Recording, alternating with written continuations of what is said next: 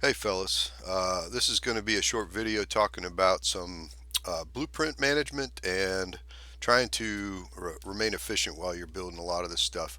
I'm going to start off by talking about just managing blueprints because that's a big part of this game. You wind up doing a lot of repetitive tasks in Shapez2, and if you had to reconstruct things every time that you needed them, it would really slow things down a lot. So what I've done over the past couple of years playing this game is just create a lot of different blueprints of things that I use regularly. Um, the blueprint management system in the game isn't really all that mature. It's not bad, but it could use some work. If you go to the blueprints, you'll see some folders here, and you can create those folders and things like that. But in reality, it's actually easier to do the folder structure and things like that outside of the game, which is what I tend to do. So if you're looking for your blueprints folder, you can find it in the folder that is this on your computer. If you install the game in the default location, you just have to substitute your username. That's obvious when you go to the Explorer, but that's where you're going to find your blueprint folder.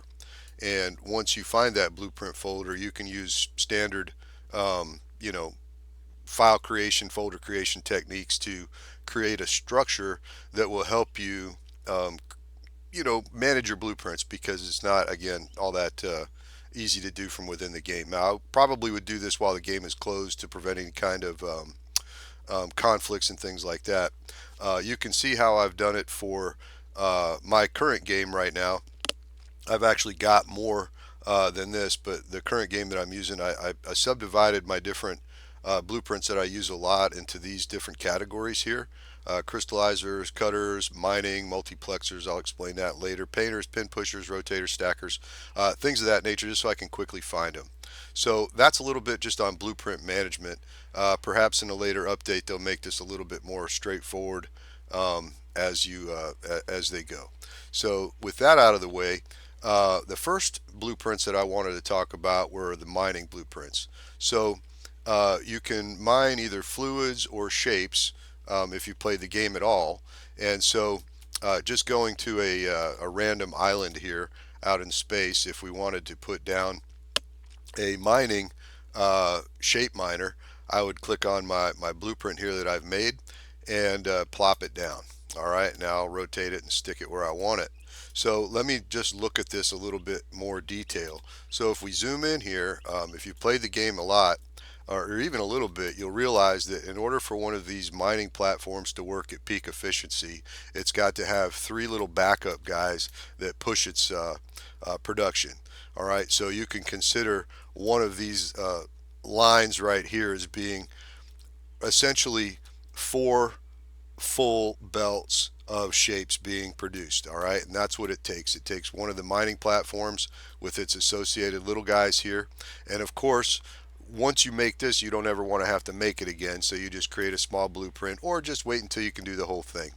Now, because a platform has three layers, and if you haven't got your third layer yet, just kind of keep this in mind for later, is that you're going to want to try to keep your belts fully populated when you're doing stuff just for throughput, all right, in order to keep everything working. But if you haven't got to that point yet, it's not a big deal. You can just use a single line of these even in the early game, and that will at least give you four belts.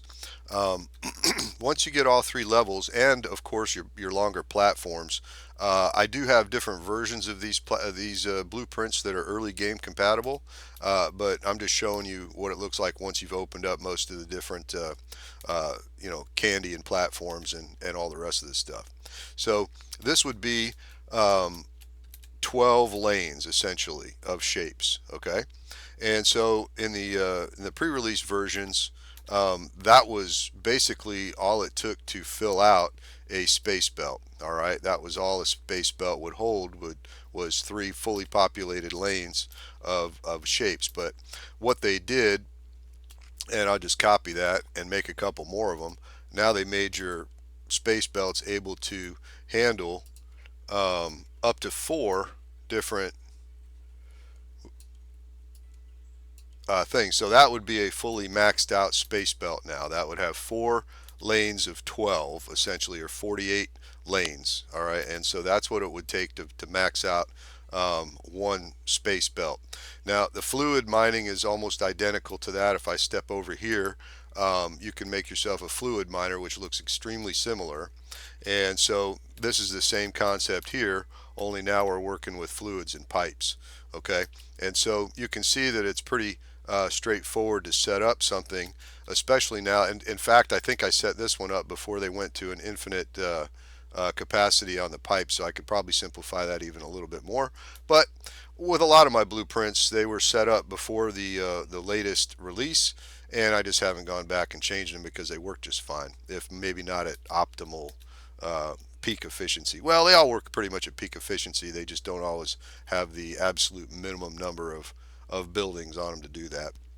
So anyway, that's probably one of the earliest blueprints that you want to do, because basically every project in Shapez2 is going to require you to deliver shapes, and even the most rudimentary ones eventually will require colors. So once you have that going, then it's going to be a matter of what do I do with those shapes? And so the next blueprints that are handy to have is things that will take these raw shapes, because it's very difficult to find the exact shape you need on these islands. They may be a million miles away from where you're working. So you want to be able to manipulate these islands to get the actual shapes that you want out. Now, don't fall into the trap of thinking that you have to save every single square quadrant on every one of these shapes. If you do, you're going to get bogged down to the point where you'll never get anything done. Zero loss shape disassemblers will turn very large and very ugly very quickly. So since there is a very, very large play field, you can see how big it is. I won't use half of this play field, even, basically maxing out the game. So there's plenty of shapes out there, so you can afford to be extravagant with your shapes.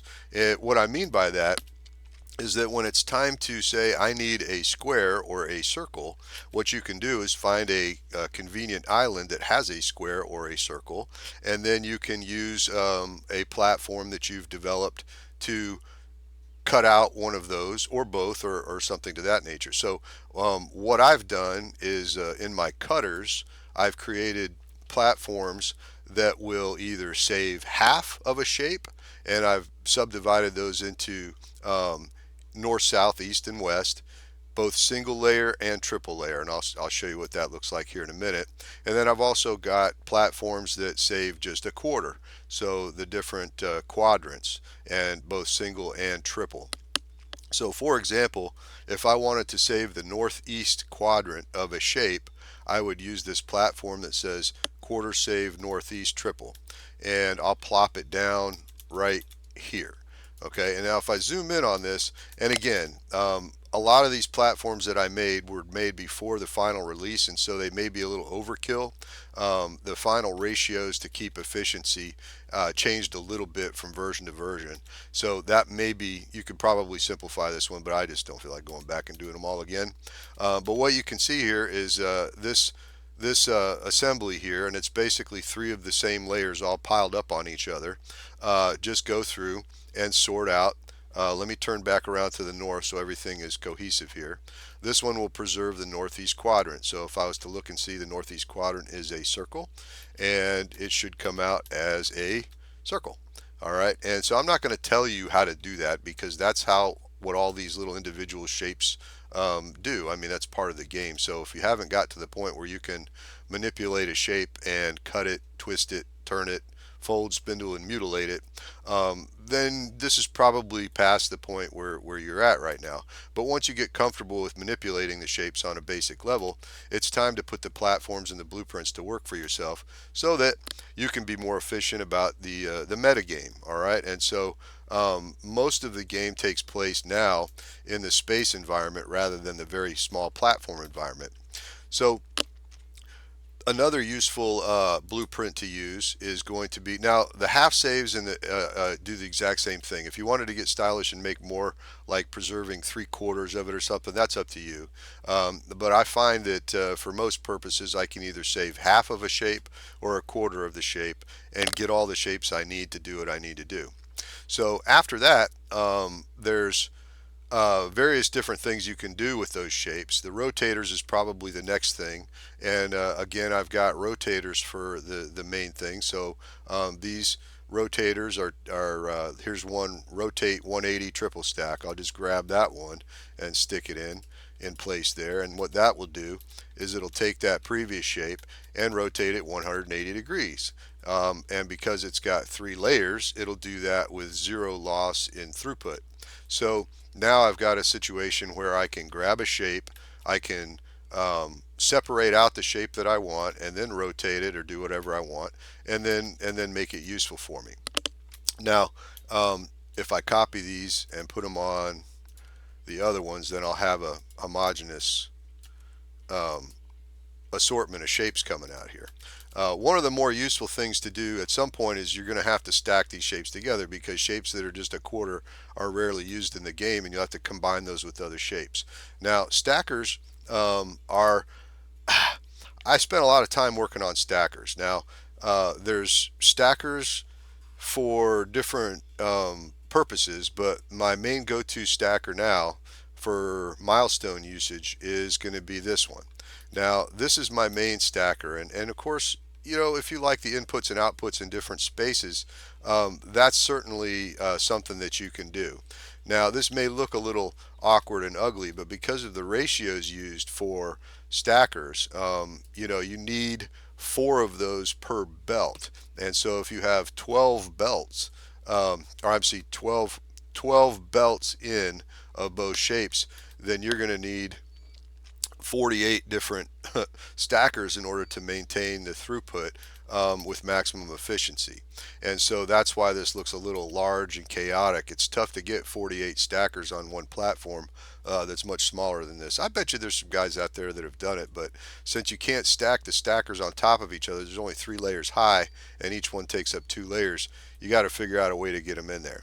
So this is just the way I did it. There's probably more elegant ways to do it, but I've never been accused of being an artist. So let's say that I wanted to stack these on top of each other. Actually, this doesn't make much sense, but what I'll do is I won't rotate those. Let me see here. I'm not used to having people watch me do things in real time. So what I'll do is zap all these guys here. Zap that, zap that. I'll put this one in for the top, and you can see I've kind of got it marked top and bottom. And so now I should see a full belt coming out here of the shape that I want. All right, and I just use trash to label my platform so that I can actually see what's going on. And so there we go. So that's a very basic way of going from mining to rotations to stacking to get a finished shape. All right, so that's the basics of using blueprints to your advantage. If you had to build this every single time, the game just wouldn't be any fun. So the blueprints are a huge part of making sure that the game keeps your enjoyment level up and allows you to be creative without the grunt work of recreating and going over the same work over and over again. Now, miners, cutters, rotators, stackers are probably the most important parts of the game, but you're also going to have your pin pushers, your painters. Multiplexers is another one. There may be another word for that, but I like it. So what multiplexers are is to help you. In fact, I'll just show you one that's already existent. This is what I call a multiplexer right here. This platform will take 3 1-layer inputs and export it in a 3-layer format. All right, so I would call that a 1x3 to 3x1 multiplexer. Now, there are times when you may need to demultiplex things like that as well for transport issues and things like that. So I made several different versions of these to suit those situations, and I won't go into much more detail there, but they're very useful.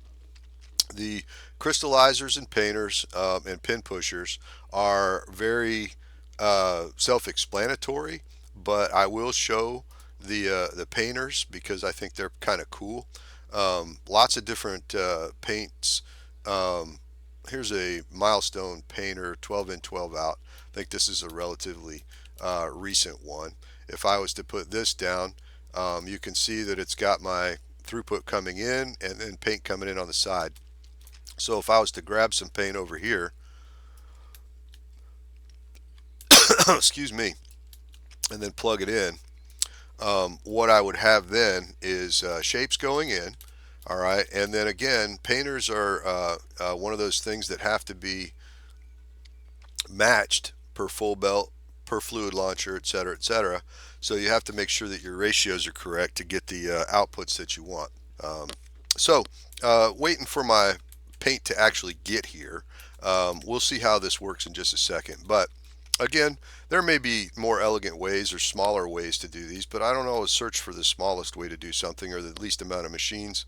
Um, I'd love to say that sometimes it's art that makes that come out the way it is, but I'm a form follows function kind of guy, and I really don't spend a whole lot of time thinking about what it looks like in the end while I'm in the middle of building it. I just build it, and then what it looks like at the end is kind of organic. So I wound up with a single platform would look like this, and that's why it looks like three of the same type of array, because this evolved from a single platform with four belts to a bigger platform with three of these that services three belts at a time. So this would be one of the typical paint processing units that I would use. So that's again a way to get a lot of shapes painted in a short amount of time. Now I could actually, because I have enough shapes here, I could double this whole system up and have even more throughput. But this is just in order to show you just methods of work. When it comes to the crystallizers, now crystallizers are a different story, because these ones are require a good amount more of throughput. And I'm still working on the best iteration of this, but I'll give you a little go through of what it winds up looking like. So splitting belts and multiplexing them and demultiplexing them in a way that gets the job done. This looks super clunky, but it actually works. So what it does is it takes two belts, because freaking crystallizers require, oh man, I hate it when it does that. Crystallizers require twice the paint of painters. And so even though it only takes 6 of these to satisfy a full belt, it takes 2 launchers to satisfy a full belt. So there's you can see that it's being fed by 2. So each one of these platforms has to have back out to the machine view. So there's actually 3 of those, and they're actually, where's the third one? That's a weird looking thing. Anyways, there's supposed to be 3 of them there. What did I do? I don't know. This is a broken one. All right, so I think I saved the wrong one. I'll have to go back and look. So my blueprint I just found is corrupted. So I'll have to go and find one that I was using for crystallization and show it to you, because I've got some around here. Let's see, what was using crystals? There's a couple here. So here's what was this? Milestone 7 was crystals, and so you can see I've got the crystallizers in full effect here. And again, paint in, crystallizers working, throwing the stuff out. And it gets to be hard to supply some of these milestones with enough paint, especially whites and some of the tertiary colors, to keep things rolling along. But you can see that by using the same kind of modular design, that you wind up with the ability to quickly create systems that will put the shapes together in the configurations that you need.